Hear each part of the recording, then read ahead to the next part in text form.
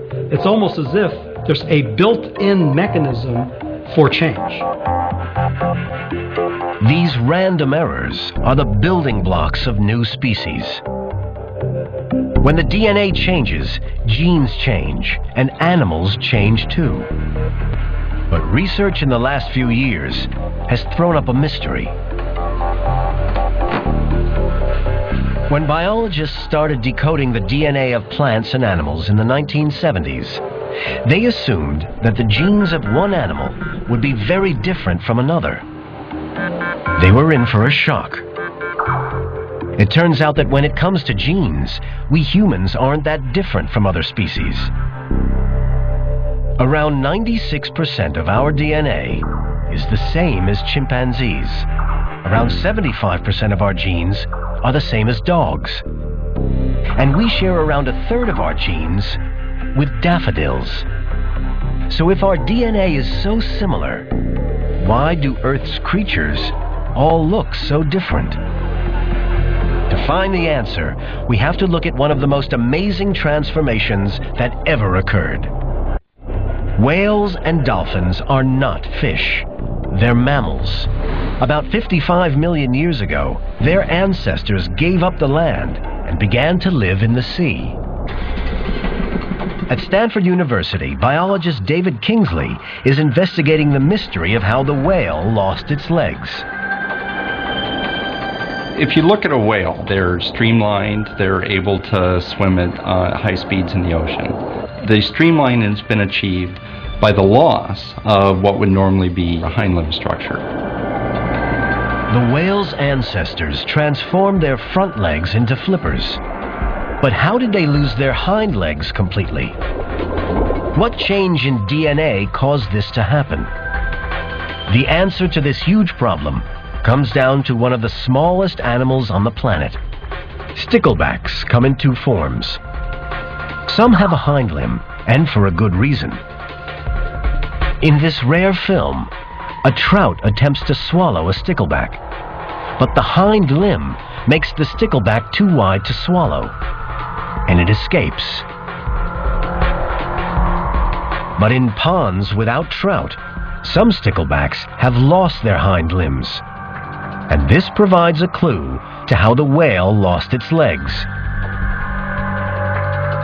In his laboratory, Kingsley and his team look for the genes responsible for the stickleback's disappearing limbs. They found that the development of the fish's hind limbs is largely controlled by a gene called PITX1. It's only a single gene itself, but it's a white-collar gene. The way that a hind fin develops requires this manager gene turning on very early in development and coordinating the activity of a whole series of other genes. Fish with hind limbs and fish without them both contain the PITX1 gene. What makes them different is not the gene itself, but a nearby piece of DNA.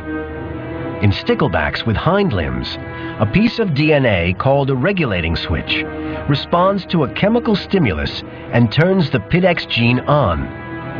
The hind limb grows. But in sticklebacks without hind limbs, a small change of DNA in the switch has inactivated it. The gene doesn't turn on when it should, and the hind limb doesn't develop.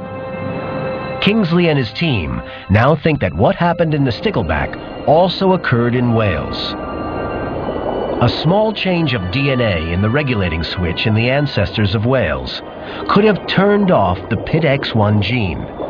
It would have stopped their hind legs developing.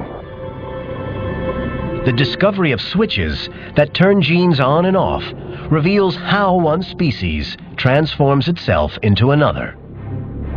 It also explains why the genes of animals are so similar.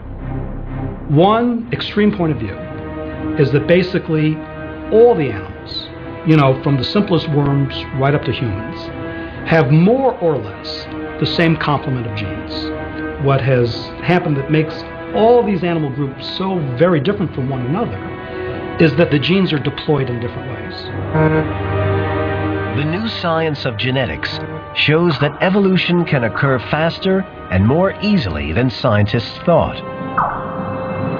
For over 140 years, people have attacked Darwin's theory. But look at the evidence, and the objections don't stand up. One by one, science has proved them wrong. The evidence is so overwhelming that knowledgeable experts now regard the theory of evolution as fact. Was Darwin wrong? You're serious. Was Darwin wrong? He was one of the first people with the intelligence and imagination to get it right. All of this information, this vast crush of knowledge, has vindicated Darwin in general, in particular, specifically, and every other way. There's always going to be things we don't know about nature. But what we know is so profound and so elegant and shows us so dramatically how evolution happened, including our own evolution.